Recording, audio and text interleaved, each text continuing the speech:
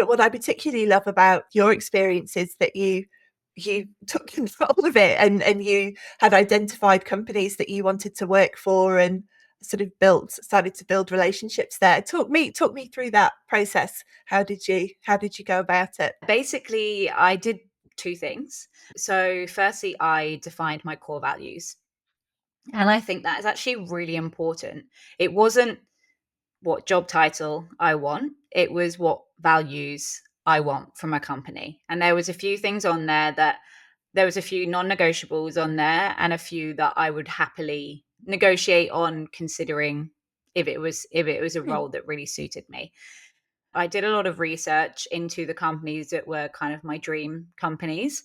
I did start connecting with people in that company and again, forming very genuine relationships. This was not me in any way expecting anything from anyone. I was just building relationships.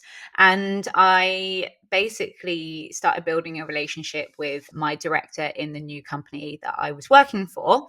And yeah, just kind of stayed in contact, having actual genuine conversations.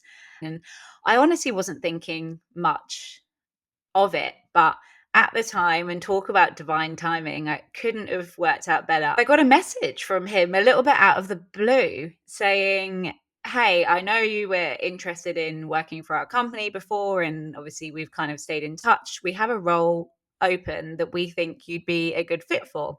Do you want me to put in a referral?"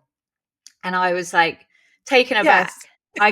I didn't expect this. This was after 2 years of maintaining this relationship, honestly, with Mm. no expectations.